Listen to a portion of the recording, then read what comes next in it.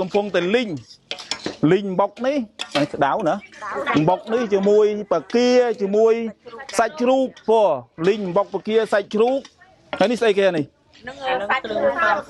អូអានេះយកអានេះទៅលីងមួយនេះមែនទេអូបកាសាច់ជ្រូកសាច់ល្អ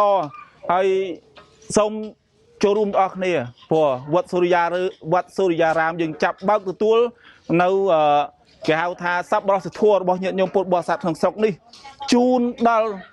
អ្នកភាសឹកជាពិសេសទាហាននេះទាហាននេះសំខាន់ណាស់បុកលីងនេះសំខាន់ណាស់ព្រោះ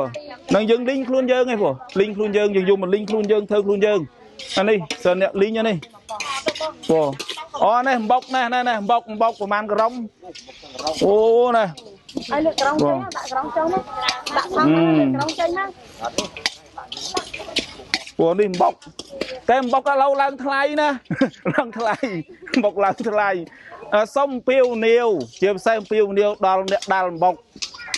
ប្រសិនបើពេលដែលយើងត្រូវការអំបុកសម្រាប់ជួយគ្នាហើយសុំកុំឡើងថ្លៃតម្លៃឲ្យទៀបចុះវិញទៅបើទៀបបើមិនបានតម្លៃធម្មតាទេឲ្យទៀបជាង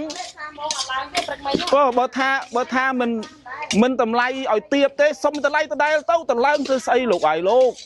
នេះសិតតែយកទៅជួយគ្នាតើទៅឡើងតម្លៃទេសុំពីវនាវសុំអាអ្នកអំបុកហ្នឹងលាកដាល់អំបុកសុំប្រទៀបតម្លៃឬតម្លៃស្មើដដែលមក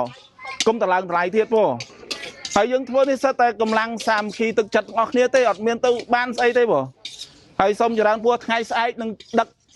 មួយវគ្គទៅថ្ងៃស្អែកដើម្បីឲ្យទិនសភាពការថ្ងៃស្អែកពោះណែធ្វើម៉េចឲ្យហើយយុគនេះថ្ងៃស្អែកទៅមួយវគ្គពោះទៅមួយវគ្គនៅសូមប្រកាសឲ្យប្រកាសទៀតថាវត្តសូរិយារាមនឹងបើកទទួលនៅទេយ្យទានសពគ្រប់បែបយ៉ាងរបស់អស់លោកទាំងអស់នោះដើម្បីផ្ដល់ជូនដល់ប្រជាពលរដ្ឋយើងដែលកំពុងតែភៀសសឹកពីសង្គ្រាមដល់កងទ័ពយើងដែលកំពុងតែប្រឈមមុខតតាំងនឹងខ្មាំងសត្រូវដែលកំពុងតែឈ្លានពានលើទឹកដីយើងនេះសូមចូលរួមទាំងអស់គ្នាព្រោះសេចក្តីល្អគឺធ្វើទាំងអស់គ្នាព្រោះរួមទាំងអស់គ្នាចូលទាំងអស់គ្នាព្រោះ